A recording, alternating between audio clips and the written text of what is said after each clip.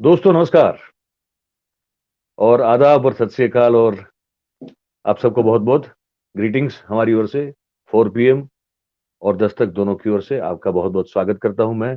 मैं हूं आपका दोस्त मयूर जानी और जैसे कि आप देख रहे हैं कि हम बहुत सारे गर्म कपड़े पहन के बैठे हैं, तो हम आपको ये बताना चाहते हैं कि 4 पीएम जो है और साथ में दस्तक भी, वो पहुंच चुका है कश्मीर और कश्मीर में भी हम पहुंच चुके हैं श्रीनगर में।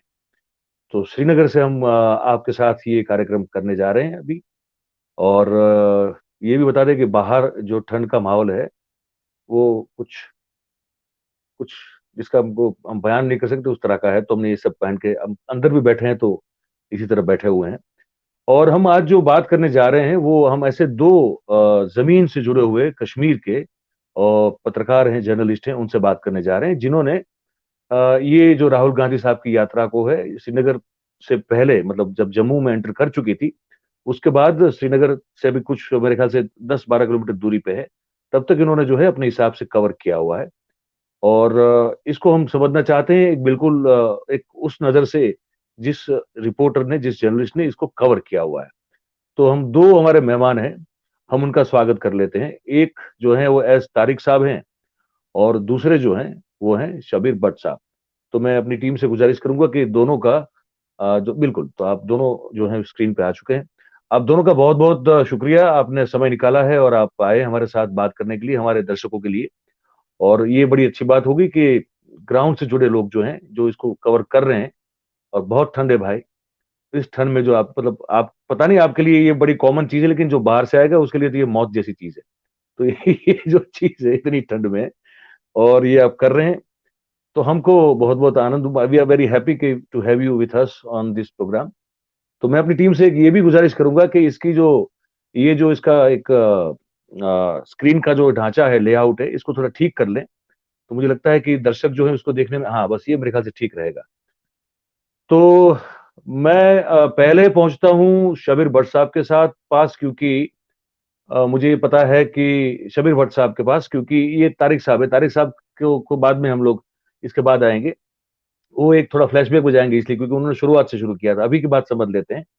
तो भट्ट साहब से मैं ये पूछना चाहता हूँ एक्चुअली कि इन्होंने अभी-अभी जो है रिपोर्टिंग जो है वो ग्राउंड की खत्म की है मुझे पता चला। और वो ये जो लतपुरा है जहाँ पे हमारे सीआरपीएफ के 40 जवान जो है उन पर हमला हुआ था और वो उनकी जानें गई थी, शहीद हो चुके थे। उन पर वहाँ पहुँच के राहुल गांधी साहब ने आज उनको उनके श्रद्धांजलि दी है और उन्होंने एक यात्रा कवर की है।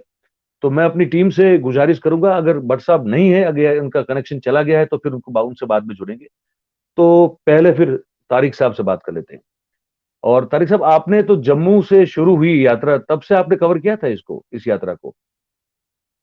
तो आप अपना जो माइक है वो अनम्यूट कर दें और ये बताएँ कि कैसे जैसे शुरुआत से आपने जब कवर करना शुरू किया, जब कश्मीर यात्रा पहुँची, तो कैसे आपने इस यात्रा को बतौर एक पत्रकार की नज़र से देखा है, ये ज़रा हमारे दर्शकों को बताइए? क्या-क्या देखा आपने इस यात्रा में और यात्रा को लेकर? जनाब मयूर साहब, आपका इस्तकबाल कि आप हमारे शहर आए। तो साथ ही मैं आपको ये बता दूं कि ये जो भारत जोड़ो यात्रा है, एक नया नारा है कश्मीरियों के लिए। जम्मू कश्मीर के लोगों के लिए एक नया नारा था।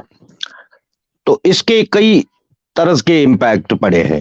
एक तो ये है कि यहाँ काफी वक्त से जो सियासी उथल पुथल थी, वो जरा खामोश थी। लोग अभी सियासी बात नहीं करते थे, डेमोक्रेटिक जो प्रोसेस थी इसकी जानिब नहीं जा रहे थे। ये कॉमन लोगों की मैं बात कर रहा हूँ, जो आम लोग ये चाहते थे। तो काफी टाइम से यहाँ गवर्नर राज चल रहा था, अलजी राज चल रहा है। तो अभी लोगों की आदत वही थी, लेकिन ये जो सियासी उथल पुथल शुरू हो गई है जम्मू से ही, तो यहाँ के लोगों में काफी उत्साह पैदा हो गई है, लोगों में काफी शौक सा पैदा हो गया है कि जो अवामी नुमाइंदगी हो या अवामी हुकूमत हो, उसका चलन हो, और उसके लिए जो एक्सरसाइज होती है रोजमर्रा की तरह भी, मतलब छोटे छोटे जलसे होते हैं, कारकुनों का मिलना जुलना होता है। तो इसमें इसकी जान बढ़ गई, इसके लिए ऑक्सीजन साबित हुआ है। तो जम्मू से ये यात्रा चलते चलते लोगों का जो रिस्पांड हम देखते हैं जम्मू में, जितना भी रिस्पांड मिला है उससे ज्यादा मैंने कल काजीगुंड या बानिहाल में देखा है कि काजीगुंड में काफी लोग ज्यादा जमा थे। वहाँ कुछ सिचुएशन ऐसी भी हुई है कि फिर लोगों के लिए वो खिताब नहीं कर पाए राहुल जी। तो लोगों में थोड़ा सा उसके बाद भी जो जज्बा जोश जज्बा था काफी दिखा। तो मेरे कुछ चीजें मैंने इसमें अगस की है कि सबसे बड़ी बात यह है कि बीजेपी और कांग्रेस के तौर पे लोग यहाँ इसको नहीं लेते हैं। ये बीजेपी या कांग्रेस का ये जलसा है इसके तौर नहीं लेते हैं। लोग यहाँ लेते हैं कि ये भारत को जोड़ना है और भारत के लिए जो हुब्बुल वतनी इस यात्रा से पैदा होगी है।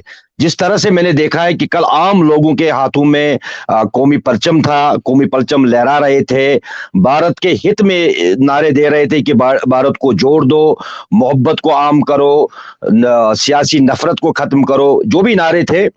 तो एक सेकुलर मुल्क के लिए यही नारे हैं, यही खूबी है सेकुलर मुल्क के लिए, जो हमने आम लोगों में देखा है। क्योंकि हम अगस कर रहे थे, जितने भी बड़े जलसे थे लोग देख रहे थे। ये एक चीज इसमें नई इजाफा हो गई है इस यात्रा से, तो ये मुल्क के लिए खुशाइंद भी है।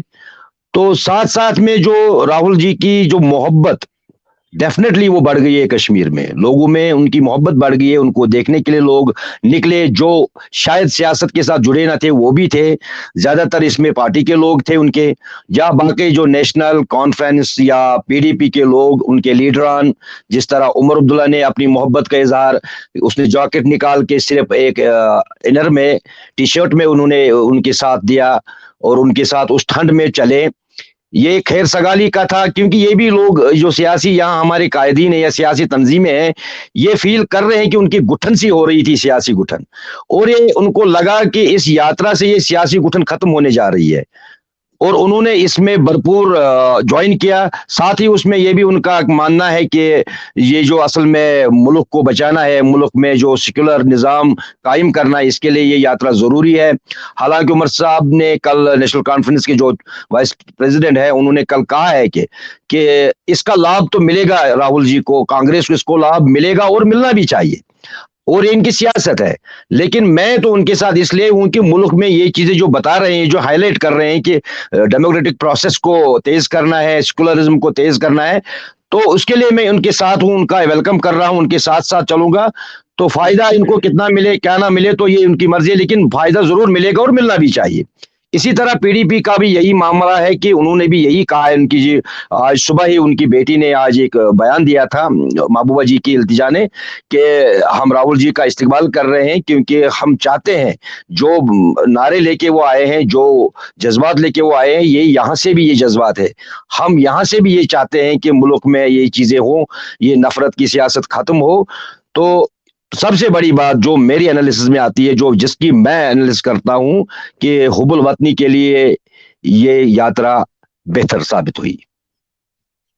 जनाब तारिक साहब। साहब, जी जी तारिक साहब, ये जानना थोड़ा चाहेंगे कि ये जो वो जो कल सुरक्षा में कुछ चूक सिक्योरिटी में जो हो गई थी, लैप्स हो गई थी, वो जी, एक्चुअली वो था क्या पूरा मामला?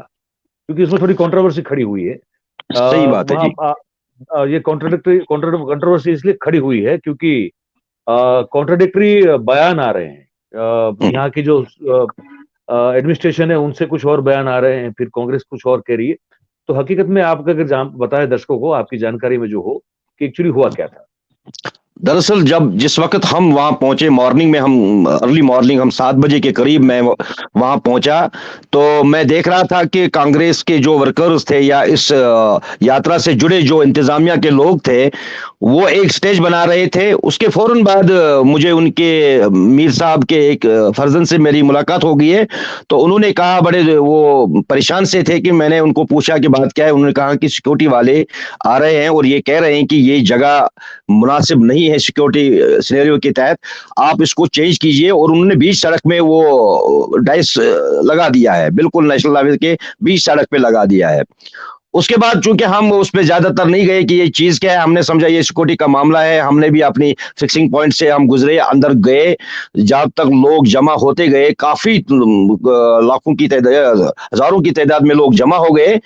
तो हम वहां इंतजार कर रहे थे राहुल जी का। राहुल जी जो ही पहुंचे, और पहुंचते ही वो स्टेज तक पहुंच के उन्होंने मुड़ना शुरू कर दिया और चले गए, और हम भी इन्हीं के साथ पीछे पीछे चलते रहे। जहां तक हम फिर वागुड़ तक पहुंच गए, वागुड़ काजीगुंड तक पहुंच गए पैदल। वहां हमने मीडिया की जो उनकी उनका इंतजाम था, एक गाड़ी उसमें हम चढ़े थे, तो गाड़ी रुक गई और पूरा जो यात्रा का जो जत्था था वो सारा रुक गया। काफी पूछताछ करने के बाद हम लोगों से पूछते रहे कि ये यात्रा क्यों रुकी है। उसके बाद हमारे कुछ लोग वहां तक पहुंच गए, मैं भी वहां तक करीबन, मैं बिल्कुल नजदीक थोड़ा सा था, तो हमने वहां मालूम किया कि जिस तरीके से राहुल जी को कवर किया जाता है रस्सी से, मोटी रस्सी जो पहले ही मौजूद थी वहां, जो पहले ही उनको किया गया था, लेकिन जिस तरीके से वहां राहुल जी चले गए, लोगों ने, इतनी भीड़ थी, किसी किसी जगह पर मुझे ऐसा लगा कि सिक्योरिटी के बस में नहीं रहा है कि इतने लोगों को भेंट कर, क्योंकि लोगों ने भी कोऑपरेट नहीं किया। वो काफी नजदीक जाना चाहते थे राहुल जी के साथ या उनके साथ चलना चाहते थे। तो सिक्योरिटी को देख के, हम सिक्योरिटी थी वहां, हम बिल्कुल मौजूद थे, सिक्योरिटी थी, लेकिन ये बेसिक सिक्योरिटी जो उनके इर्द गिर्द रहती है, चूंकि हमको वहां तक नहीं जाने दिया गया, तो हम दूर से ही देख रहे थे, लेकिन सिक्योरिटी थी। लेकिन उसी वक्त हमारे कुछ लीडर, जो कांग्रेस के कुछ लीडरान नेता लोग थे, उनसे हमारी बात हुई कि बात क्या हुई। उन्होंने कहा कि सिक्योरिटी चूक है, राहुल जी की जो पर्सनल सिक्योरिटी है वो बता रही है कि अभी इस सिक्योरिटी के बुनियाद पे हम पैदल ज्यादा नहीं चलेंगे। तो हमने उन्हीं का माना कि सिक्योरिटी चूक है, सिक्योरिटी लैप्स है, क्योंकि आंखों से तो हमने नहीं देखा, क्योंकि वहां तक हमारी रसाई नहीं थी, किसी की भी रसाई नहीं थी, किसी मीडिया वाले की रसाई नहीं थी, क्योंकि 3 टायर 4 टायर सिक्योरिटी का जरिया था, जाल बिछा हुआ जी। था, उनके वर्करों का जाल था। उसके बाद वो गाड़ी में चले गए, हम भी उनके साथ साथ हम अनंतनाग के डाक बंगलू में पहुंच गए। तो वहां अचानक, चूंकि वो पहले ही तय था कि वहां प्रेस कॉन्फ्रेंस होनी थी, जयराम रमेश जी की और उनके दीगर जो लीडर थे, तो उनकी प्रेस कॉन्फ्रेंस होनी थी, उसमें राहुल जी का नाम नहीं था।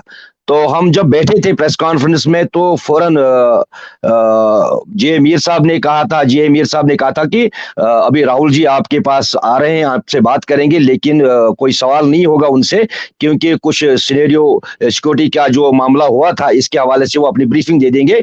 बिल्कुल शॉर्टकट में राहुल जी आ गए, उन्होंने शॉर्टकट में ब्रीफिंग दी है कि उन्होंने कहा कि चूक हुई है कि पुलिस वहां नहीं है, जो मुझे रस्सी से जो मेरा हिसार बना देते ताकि भीड़ को कंट्रोल किया जा सकता, लेकिन भीड़ वहां कंट्रोल नहीं हुए। मेरी सिक्योरिटी ने खदशा जाहिर किया है कि आपकी सिक्योरिटी सही नहीं है, जो पर्पज था सिक्योरिटी का। लेकिन रास्ते में बिल्कुल पुलिस, जो सेना, जितने भी सिक्योरिटी के जितने भी एजेंसीज थे, वो बिल्कुल मुतहरिक थे। हर जगह हमने सिक्योरिटी पाई, साइड पे लोगों की भीड़ को भी कंट्रोल किया करते थे। लेकिन राहुल जी का अपना तरीका है, उनकी सिक्योरिटी का अपना तरीका है, किस तरीके की सिक्योरिटी होनी चाहिए थी।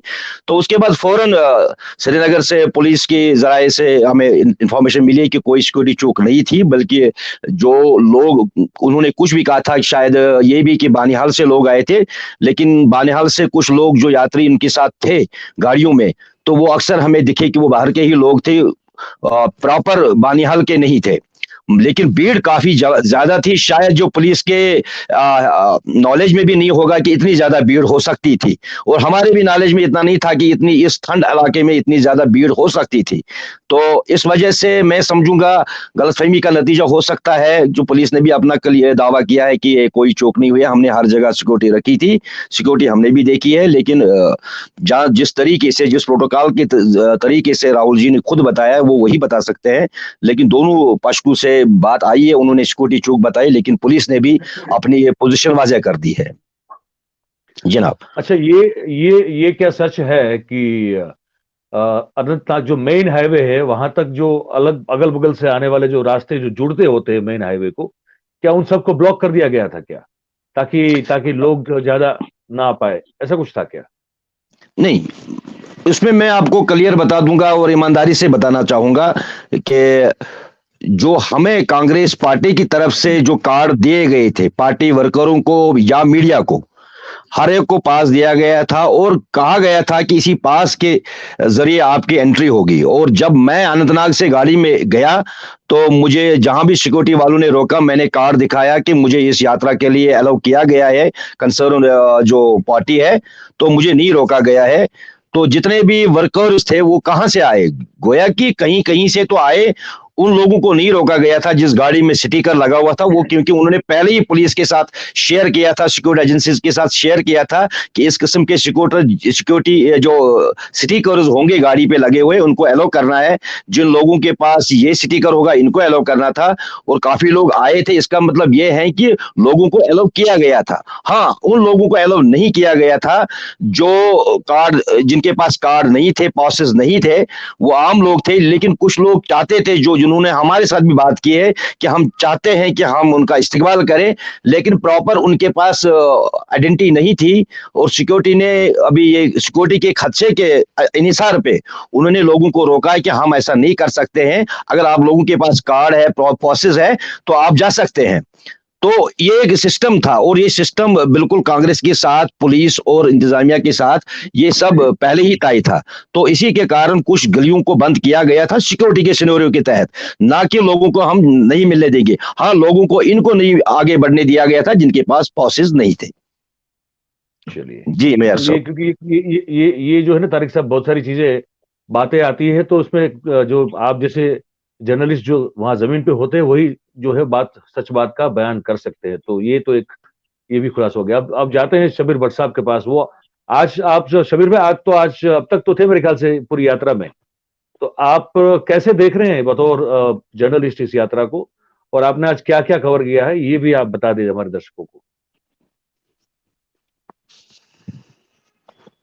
आपकी आवाज जो है वो माइक अनम्यूट कीजिएगा जी। जनाब, आपका बहुत बहुत शुक्रिया। मैं आपको बताना चाहूंगा कि करीबन 7 बजे से ही आज हम इस यात्रा को कवर कर रहे हैं। और मैं आपको बता दूं कि कल अनंतनाग में, जैसा तारिक साहब कह रहे थे, रात भर राहुल गांधी जी का और उसकी पूरी जो टीम थी उसका क़याम अनंतनाग में रहा। और करीबन आज 9:30 बजे मैं आपको बता दूं, अवंतीपोरा जो एक काफी जो है हिस्टोरिकल टाउन है, वहां से स्टार्ट हुआ ये जो भारत जोड़ो यात्रा है। उसका जब स्टार्टअप हुआ वहां से, आज बाज़ाब्ता पैदल वहां से स्टार्ट हुआ इस यात्रा का। तो इस मौके पर पूर्व मुख्यमंत्री जो महबूबा मुफ्ती, उसकी बेटी इल्तिजा मुफ्ती और दीगर जो कायदीन थे, कांग्रेस के जी मीर थे, वकार सुलवानी थे, अलका लांबा और दीगर कोई जो दिग्गज नेता थे वहां पर, उनकी मौजूदगी में ये जो यात्रा है आज सुबह ही करीबन 9:30 बजे शुरू हो गई अवंतीपोरा इलाके से। और जिस मौके पर न सिर्फ कांग्रेस बल्कि पीडीपी और एनसी के वर्करों की एक बड़ी तादाद भी हमने वहां पर देखी, जिन्होंने अपने अपने पार्टी के झंडे जो है हाथों में लगाए थे।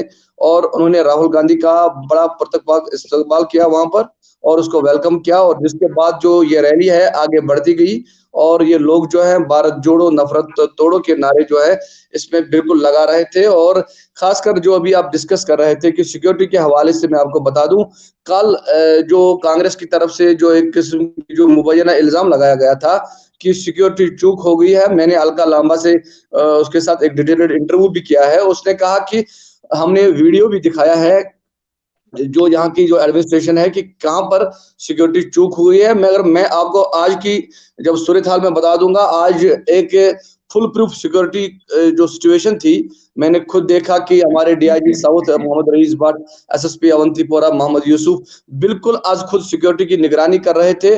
और सिक्योरिटी के हवाले से हमने बात की, कांग्रेस के जो यहाँ के पूर्व सदर है जी मीर साहब, उनका भी यही कहना था कि आज सिक्योरिटी के जो इंतजामात है वो कहीं ना कहीं कल से ज्यादा बेहतर है। और ये बात उस तुम तमाम लोगों ने भी देखी जो रैली में थे, या जो पत्रकार यहाँ के लोकल पत्रकार थे, या जो मुल्क के अभिन्न भिन्न अंगों से इस रैली को कवर करने के लिए आए हैं, उनका भी यही कहना था कि आज इस रैली के दौरान जो है सिक्योरिटी के बड़े पुख्ता इंतजाम किए गए थे। आपको मैं बता दूं, अवंतीपोरा से शुरू होने वाली इस यात्रा का जब पड़ाव लतपोरा पहुंच गया, जहां 2019 को एक आत्मघाती हमला हुआ था, वहां पर राहुल गांधी कुछ समय के लिए रुके और वहां पर उस मुकाम पर गुलबारी की, फूलबारी की और उन शहीदों को श्रद्धांजलि पेश की जिन्होंने अपनी जान जो है उस आत्मघाती हमले में जो है खो दी थी। और उन सीआरपीएफ एहलकारों को उन्होंने वहां पर जो है एक किस्म का खराज अकीदत पेश किया। इसके बाद कई जो नेताओं के साथ उन्होंने यहाँ रिवायती जो कहवा है,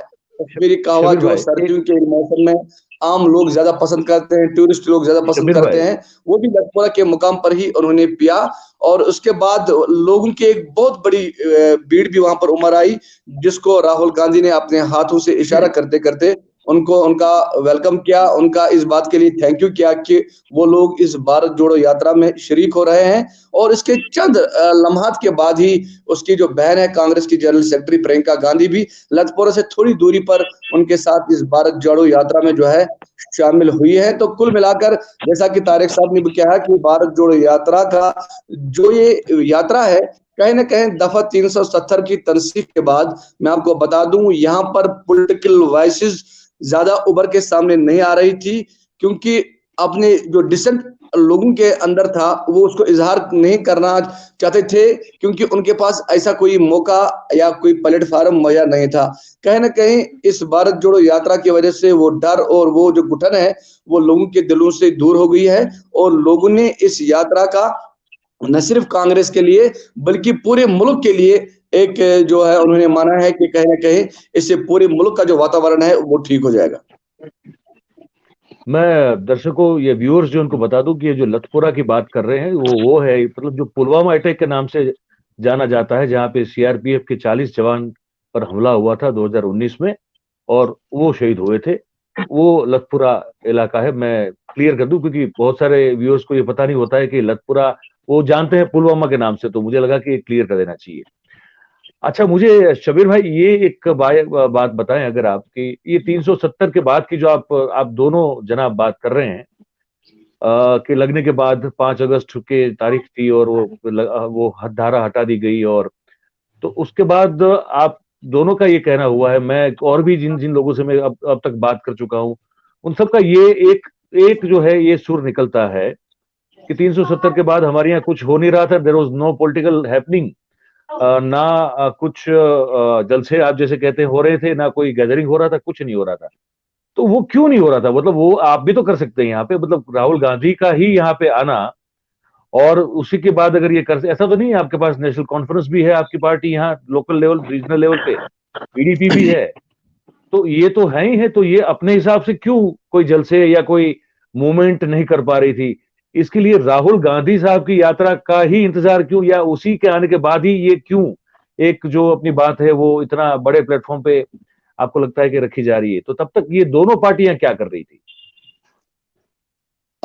जी मैं आपको बताना चाहूंगा कि ऐसी बात बिल्कुल नहीं है कि यहाँ पर जो पॉलिटिकल एक्टिविटीज नहीं होते हैं, लेकिन इस लेवल की जो जनसभा है पहली बार 2019 के बाद हुई है, क्योंकि मैं आपको बता दूं जब आर्टिकल 370 को यहाँ पर जो है तोड़ा गया था, इसके बाद जो है बड़ी मुद्दत तक जो है हमारे जितने भी मेन स्ट्रीम लीडरशिप है उसको बंद कर दिया गया है। और उसके बाद मैं आपको बता दूं कई नई सियासी पार्टियां वजूद में आई हैं, और सियासी पार्टियों के वजूद में आने के बाद कहीं ना कहीं जो पॉलिटिकल जो वैक्यूम था यहाँ पर उसको दूर करने में भारत जोड़ो यात्रा का जो है एक अहम किरदार यहाँ पर आज हमें देखने को मिल रहा है। हालांकि अपनी पार्टियां तो गैदरिंग्स करती थी, लेकिन वो छोटे छोटे नौयत की, गांव लेवल की, ब्लॉक लेवल की या ज्यादा से ज्यादा डिस्ट्रिक्ट लेवल पर बहुत सारे जो है मतलब यहाँ की पॉलिटिकल पार्टीज ने रैलियां मुनक्किद की है, इसमें कोई शक नहीं है। लेकिन इस तरह की का जो यात्रा जो मुल्की सतह पर है जिसका एक नेशनल इम्पैक्ट है, इसका जम्मू कश्मीर में आना और जम्मू कश्मीर में इस यात्रा को इस हवाले से यहाँ के सियासतदानों को कहीं ना कहीं जरूर एक ऑक्सीजन मिला है। गैर बीजेपी जो जो पार्टियां हैं उनके लिए मेरे ख्याल में ये जो है एक वाकई एक खुशी की नवीद लेकर आई है, और इससे उनको एक न सिर्फ ऑक्सीजन फराहम हुआ है बल्कि इससे लगता है कि कहीं ना कहीं उनका जो मुस्तकबिल है, अगर वो इसी तरीके से जिस तरीके से राहुल गांधी ने कदम उठाया है, यात्रा शुरू की और जो है आगे बढ़ते गए, और इसी तरीके से अगर ये सियासी पार्टियां भी अपनी सियासी जो दुकान उनको चमकानी है, अगर इस तरीके से वो मेहनत करेंगे तो आने वाला कल जो है उनके लिए भी अच्छा साबित हो सकता है। तारिक साहब, आपका क्या कहना है कि ये यात्रा से ही या मतलब इससे पहले इतने बड़े स्तर पे लोग, अब देखिए रीजनल पार्टी भी तो, अब ये कोई नई पार्टियां तो है नहीं, है ना? पीडीपी इतनी पुरानी पार्टी है, बीजेपी के साथ सत्ता में कश्मीर में शासन गवर्नमेंट चला चुकी है, और नेशनल कॉन्फ्रेंस भी बहुत पुरानी पार्टी है। तो क्या इनको राहुल गांधी साहब की यात्रा का मोहताज होना चाहिए था, या खुद अपना आप कुछ अपनी बात जो है लोगों में रख सकते थे? मैं ये जानना चाहता हूँ। मयूर साहब, मैं आपको बता दूं, शबीर साहब ने जिस तरह पूरा हकीकी उन्होंने निशानदेही की है या और जो तस्वीर खींची है सही खींची है, यही बात है। लेकिन कुछ चीजें में इजाफा करूं कि शायद हम सब भूल गए हैं, यहाँ गवर्नर शासन चल रहा है। सियासत का अभी वो जो करना होता है, अपोजिशन का रोल या इक़्तिदार का रोल, वो चीजें यहाँ नहीं है। डेफिनेटली उन चीजों से सियासी जो सरगर्मियां होती है उन पे धीमी पड़ जाती है वो सरगर्मियां। और दूसरी बात यह है कि जो उनकी बहुत लंबे अरसे तक उनको जेल जाना रहा, तो सियासी जो उनके वर्कर्स थे वो कुछ धीमे पड़ गए। उसके बाद जो बीजेपी की तो यहाँ बिल्कुल छोटी छोटी वो जो उनकी भी बड़ी कोई तकरीब नहीं होती है, छोटी छोटी तकरीबें होती रहती है, पीडीपी की भी कांग्रेस की भी। लेकिन लोगों में ये, क्योंकि ये हमारे लिए एक नई चीज थी, यहाँ से स्टेट ले जाना, यहाँ से 370 का खात्मा करना, ये कश्मीरियों के लिए एक नई चीज थी। जिस तरह इससे पहले यहाँ जो अस्करियत पसंद का जो मूड आया था, मिलिटेंसी का जो दौर आया था, वो भी नया था, उसमें भी लोग अपनी मर्जी पे कुछ नहीं करें। और आज जब ये खत्म कर दिया गया था 370 धारा 370 या स्टेट यहाँ से हमें छीन ली गई है, तो लोगों के लिए भी ये नया था और ये थोड़ा सा उनके लिए कुछ शौक सा था। और उस शौक में अभी ये नहीं निकल पाए थे। उस शौक के लिए ये जो आइस ब्रेक हुआ था, ये इत्तेफाक हुआ या कुछ इंतजार था इसका, लेकिन राहुल गांधी की इस भारत जोड़ो यात्रा से ये आइस ब्रेक टूट चुका है। तो रही बात, अब लोग यहाँ कुछ उस तरीके से नजर आते हैं कि या कि वो इक्तदार में हो या वो हिजबी इख्तिलाफ में हो या वो अपोजिशन में हो, लेकिन ये दोनों चीजें तो यहाँ है ही नहीं। यहाँ एक इस वक्त गवर्नर राज चल रहा है। गवर्नर राज में एक मखसूस काम होता है, मखसूस लोग, मखसूस ब्यूरोक्रेट इस पे होते हैं जो तरीके से या मरकजी हिदायत के मुताबिक चला रहे हैं। चूंकि उसमें ज्यादा सियासत का रोल नहीं बनता है, इतना ही बनता है कि वो डिफेंस में थे सियासी वर्कर्स या सियासी ऑर्गेनाइजेशन यहाँ। और जो 370 के बाद जो शबीर साहब ने भी जिक्र की है कि जो नए पार्टियां बनी है, मैं आपको बिलाखौफ के ये बता दूं कि लोगों के नजर में उनको बी टीम कहा जाता था कि ये बीजेपी की एक ऑर्गेनाइजेशन। हालांकि उन्होंने बार बार उस चीज को नकारा है कि हम कोई बी टीम नहीं है, या कभी कभार उनकी बातों से ऐसा लगता है कि शायद ये बी टीम नहीं है, लेकिन बहुत बार ऐसा लगता भी है कि ये बी टीम ही है। तो ये चूंकि सियासी मामला है, अपने अपने सोच है कौन किसको क्या समझ रहा है, लेकिन लोगों में भी ये चीज थी कि ये बी टीम है और उनकी जो एक्टिविटीज ज्यादा हो रही थी और बाकियों की कम हो रही थी। लोग मशकूकियत में थे, लोग परेशान थे कि क्या देखा जाए, क्या है मार्केट में ऐसा कोई सियासी ओपन सियासी मामला नहीं था, कोई उथल पुथल नहीं थी। तभी जाके मैं कहता हूं, या शबीर भट्ट साहब का भी कहना है कि तभी जाके लोगों में यहाँ एक गुठन सी पैदा हो रही थी, सियासी गुठन सी पैदा हो रही थी कि आखिर हम क्या करें। लेकिन ये इत्तेफाकी है, समझ लीजिए इत्तेफाकी है कि भारत जोड़ो यात्रा ने इस जज्बे को उभारा है, लोगों को घरों से बाहर निकाला है कि वो जमहूरी कोशिशों के लिए बाहर निकले हैं। इससे पहले भी ज्यादा नहीं निकलते थे। मैं आपको बता दूं, जब मिलिटेंसी का जोर था यहाँ इतने लोग नहीं निकलते थे, लेकिन इतने नहीं निकलते थे। लेकिन आज सरेआम हमने लोगों को देखा है, भारत का जो हमारे मुल्क का जो झंडा था वो हाथ में लिए भारत जोड़ो के नारे लगा रहे थे। जो भी हो, ये मेरी एनालिसिस है, जो भी हो, मैं समझता हूं ये खुश आइंद है बीजेपी के लिए भी, कांग्रेस के लिए भी, मुल्क के हित के लिए है। क्योंकि लोगों में जब अपने मुल्क के साथ हुबल वतनी होती है, उसके बाद छोटे छोटे मसाइल या अपने जो तंजीमी मसाइल होते हैं वो तो खत्म होते ही रहते हैं। लेकिन ये अच्छी बात है, ये खैर सगाली का मामला है कि लोगों में वतन परस्ती आ गई है। जी शबीर भाई, बस आखिरी कमेंट में आपकी लूंगा। तारिक साहब कह रहे हैं कि लोगों में वतन परस्ती वापस आ चुकी है, आपका क्या कहना है इस बारे में? जी मैं इस पे थोड़ा डिफरेंस करूंगा कि अभी देखेंगे कि तारिक साहब ने भी कहा कि हमने देखा कि जो इस भारत जोड़ो यात्रा से कहीं ना कहीं मैं ये कहूंगा कि जो वतन परस्ती हो ना हो, लेकिन कहीं ना कहीं मेन स्ट्रीम पॉलिटिक्स के और जिस तरीके से लोगों का रुझान बढ़ा है, ये भारत जोड़ो यात्रा का एक जो है अहम संगमीर साबित होगा। लोगों ने कहीं ना कहीं उनको अब लग रहा है कि मेन स्ट्रीम पॉलिटिक्स में ही उनका जो मुस्तकबिल है वो महफूज है, चाहे वो कांग्रेस हो, नेशनल कॉन्फ्रेंस हो, पीडीपी हो या दीगर अपोजिशन पार्टियां हैं या बीजेपी है। कहीं ना कहीं लोग ये समझने लगे हैं कि डेमोक्रेसी भी उनकी दुखों का एक मदावा है। और मुझे लगता है कि आने वाला इलेक्शन जब भी होगा, हालांकि दावे तो बहुत किए जाते हैं मुस्तकबिल करीब में होगा, बीजेपी का ये बार बार ये कहना है कि जल्द ही जो है यहाँ पर जो इलेक्शन मुंतखब किए जाएंगे। लेकिन मैं आपको ये बताना चाहूंगा कि जब भी इलेक्शन होंगे तो इस बार जो है बड़ी मात्रा में लोग इन इलेक्शन में पार्टिसिपेट करेंगे। चलिए, आप दोनों ने साहिबान ने दोनों ने बहुत वक्त निकाला हमारे दर्शकों के लिए, व्यूअर्स के लिए, और आपने जो देखा है जमीन पर और आप जो अभी लोगों से बात करके आपको जो महसूस हो रहा है वो आपने बयान किया। आप दोनों का बहुत बहुत शुक्रिया। और हम उम्मीद करते हैं कि आपके साथ और भी मसलों पर जो है हम जुड़ते रहेंगे, बातचीत करते रहेंगे, और जो कश्मीर के जमीनी हालात है वो देश में लोगों तक पहुंचाने की कोशिश करते रहेंगे। तो दोनों जनाब जो है, आप दोनों का बहुत बहुत शुक्रिया। तो दोस्तों, ये आज जो है आपने देखा दो ऐसे जर्नलिस्ट जो बिल्कुल कश्मीर में ग्राउंड पर रह के काम करते हैं, सालों से काम कर रहे हैं, और ये दोनों ने अपने अपने व्यूज जो हैं वो खुल के जो है हमारे समक्ष प्रस्तुत किए हैं। और एक तारिक साहब है, उनका कहना है कि इस यात्रा से लगता है कि लोगों में फिर से वतन परस्ती वापस आ चुकी है। शबीर साहब का ये कहना है कि ये हो या ना हो, लेकिन मेन स्ट्रीम पॉलिटिक्स से जो एक भरोसा उठ गया था कश्मीर के लोगों का, वो भरोसा इस भारत जोड़ो यात्रा से जो है फिर से वो भरोसा लोगों में लोगों के दिलों में बसता हुआ नजर आ रहा है।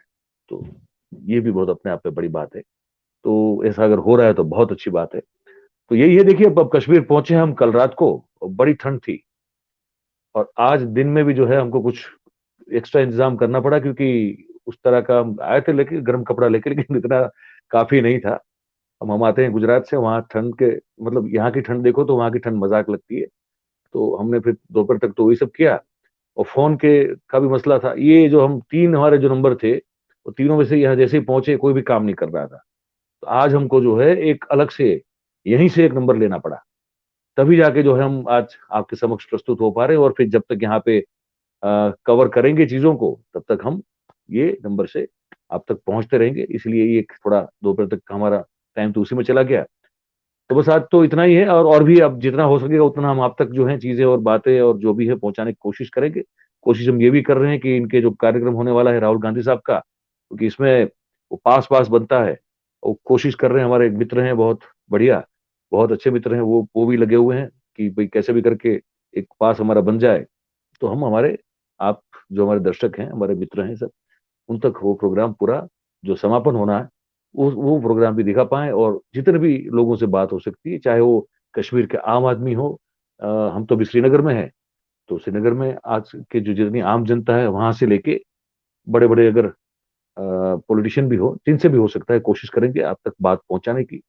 और बस ये है कि हमेशा आपसे गुजारिश करते हैं कि अच्छा लगता है तो कमेंट जरूर कीजिए, आपकी राय हमको बताइए, लाइक कीजिए भाई, और सब्सक्राइब करें करवाएं। अच्छा और भी लगता है तो फिर इसको और शेयर कर दीजिए, ताकि और लोग भी इसको देख पाएं। और ये जो दस्तक है, ये इसको भी जो है कभी मतलब इस पर थोड़ा अभी धीमा काम चल रहा है, लेकिन कुछ ना कुछ तो हम उस पर जो है आपके लिए लगा ही रहे हैं। तो उसको भी सब्सक्राइब करें और करवाएं, ये आपसे एक रिक्वेस्ट है। 4 PM गुजरात को जितना हो सके उतना आप जो है, हमारा नेशनल तो बहुत अच्छा कर रहा है, 4 PM गुजरात को और जो है वहां से और आगे लेके जाना है। आप सबका साथ और सहकार चाहिए। तो 4 PM गुजरात जो है उसको भी आप बने हो सकता है उतना सब्सक्राइब करें, करवाएं, शेयर करें, और आपका प्यार जो है हमको मिलता रहे, बस यही उम्मीद है। तो श्रीनगर से अब अभी जो है मैं आपसे विदा लेता हूँ। किसी और मुद्दे पर, कश्मीरी का मुद्दा रहेगा अभी कुछ दिनों के लिए, तो मैं फिर से आपके समक्ष प्रस्तुत हो जाऊंगा। और तब तक के लिए आपसे आज्ञा चाहता हूँ। आप सब हमारे साथ जुड़े, बहुत बहुत धन्यवाद। जो और देखेंगे आगे उनका भी बहुत बहुत स्वागत और धन्यवाद। Thank you very much. नमस्कार।